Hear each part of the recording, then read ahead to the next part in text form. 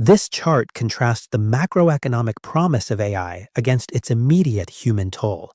On the left, a projected $13 trillion injection, a 16% GDP jump. But on the right, the trend line drops sharply, representing a 13% decline in entry-level human roles. For the modern worker, the fear of professional obsolescence has materialized into a clinical condition. Researchers call it AI replacement dysfunction, or AIRD. As algorithms absorb tasks that used to require human cognition, employees report intense anxiety, insomnia, and a profound loss of identity. We have engineered a society of limitless data and extreme efficiency.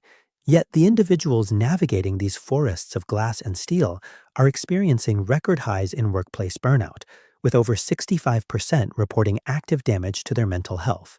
The physical world is entirely interconnected, but the internal landscape feels completely isolated. When a society conditions its citizens to measure their worth strictly by economic output, automation strips away human value. Playing an economic game against a machine that never sleeps is unwinnable. It leaves millions seemingly successful on the outside, but aching and empty within. The old blueprints for a meaningful life, a linear 40-year career, cohesive cultural narratives, stable historical institutions, have fractured. We are trying to navigate a fluid, accelerating reality using maps drawn for a static world. Corporate advice usually suggests we learn new software or pivot to prompt engineering, but technical upskilling is merely a band-aid. It addresses the labor issue while ignoring the psychological devastation of feeling entirely directionless despite having all the tools for success. When these external maps fail, our primary way of relating to the world breaks down. We find ourselves looking for solid ground in a dimension, the economic and the material, that can no longer sustain a human identity. This is an ontological rupture. We haven't just lost our jobs. We have lost the framework through which we understand our place in reality. Cognitive scientist John Vervaeke identifies this widespread disconnection as the meaning crisis. Our brains rely on multiple ways of processing reality to generate wisdom, but the modern digital apparatus starves the specific cognitive pathways he needs to feel fulfilled. Looking at this four-quadrant matrix of human cognition, notice the heavy concentration in the top half.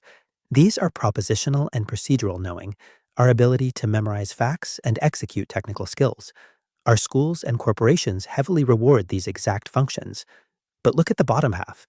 This represents participatory and perspectival knowing, our lived situational awareness and sense of belonging to a community and cosmos. In the modern economy, these quadrants are virtually empty. Having infinite access to factual information does not create wisdom. Without that lived participatory connection, we stop feeling like active participants in a living world and become isolated observers trapped in a mechanistic universe. This cognitive imbalance directly stunts adult development.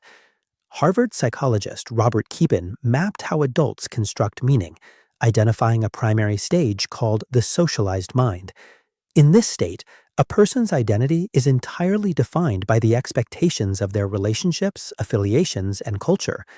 Right now, roughly 58% of the adult population operates from this socialized mind. They outsource their sense of self to external metrics, chasing the approval of managers, the approval of their peers, and social media algorithms. When these external pillars collapse, the damage extends into the psyche. For many, losing a career or a societal role feels like losing the actual source of their self-worth. Relying on extrinsic goals like wealth and status leaves you highly vulnerable to forces you cannot control. The inevitable results of chasing a definition of success that is authored by others is severe emotional exhaustion. To navigate out of this exhaustion, we have to rethink how we process pain. The psychiatrist Viktor Frankl survived the unimaginable horrors of Nazi concentration camps, studying the human mind under the ultimate crucible of dehumanization. Frankl observed that prisoners who maintained a vision for the future or a cause to serve demonstrated vast resilience. From this, he developed logotherapy, based on a single premise.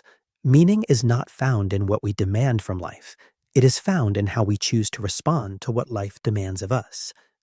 Crossing the threshold from Keegan's socialized mind into a resilient, independent, self-authoring mind is painful. It requires a subject-object shift, taking the societal expectations you used to blindly follow and holding them at arm's length to objectively evaluate them. Instead of numbing modern anxieties or career disruptions with digital distractions, we must face them. Pain is an alchemical messenger. It arrives to reveal imbalance, forcing us to abandon fragile illusions and evolve our psychological operating system. This psychological evolution points toward a broader metaphysical framework, articulated in the philosophical narrative Fractal and its companion text, The Oracle 2.0. This perspective posits that existence is a self-similar fractal. The micro reflects the macro. The internal crisis of the individual reflects the external crisis of our global systems. In the story, the journey to Mount Kailash serves as a metaphor for the descent into the self.